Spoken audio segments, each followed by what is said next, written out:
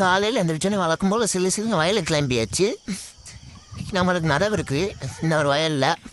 சரி போனால் நம்ம முதல் வேலை நம்ம கருவாச்சியை பிடிச்சி விட்டியாச்சு. பிடிச்சி விட்டுட்டு அவளுக்கு கொஞ்சம் இறைய போட்டு விட்டு இன்றைக்கி புல் இல்லைனா அக்கிரலி போட்டாச்சு. சரின்ட்டு இவங்களை பார்த்தா மீன் இன்னைக்கிட்டு 18 மீன் நல்லா வளர்ந்துருந்தா என்ன ஒரு 4 நாளாக பிடி நட்டுருவோம் அவங்கிட்ட.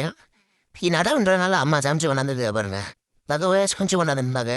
சரின்ட்டு கத்திரிக்காய் அப்படி வேண்டியது இருந்துச்சு. ஓஞ்சிருச்சு இருந்த காய அப்படின்ட்டு இப்படி கருவாய் எப்படி தூக்குறேன் பாருங்க. அவனை பார்த்துட்டு சரி கத்திரிக்காய் அப்படி பிறக்கியாச்சு. பிறக்கிட்டு கொஞ்சோண்டு பாதை கிடந்துச்சு. அதை பிடிங்கிட்டு இன்னும் ஒரு 1/2 கிலோவுக்கு மேலே தேரும். இப்படின்ட்டு கத்திரிக்காய் பாவக்காய் வீட்டுக்கு எடுத்துக்கிட்டு மிச்ச காயெல்லாம் சந்தைக்கு கொடுத்து விட்டாச்சு.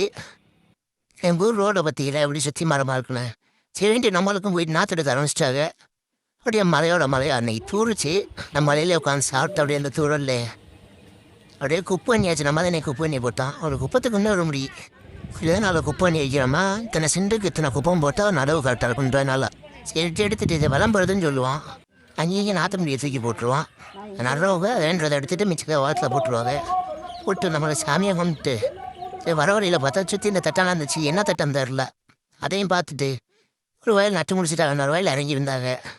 எப்படி நட்டுதான் வருங்க நடவு முடிஞ்சு இன்னொரு வயலில் நட்டுக்கிட்டு இருக்காங்க. சரின்ட்டு பார்த்துட்டு இருக்கும்போது எங்களுக்கு மழை வர ஆரம்பிச்சிருச்சு. இப்படி தூள் வருங்க பக்கத்து வயலில் தான் எப்படி துளியில் தண்ணி இருக்கா அவங்களுக்கு நான் நடலை.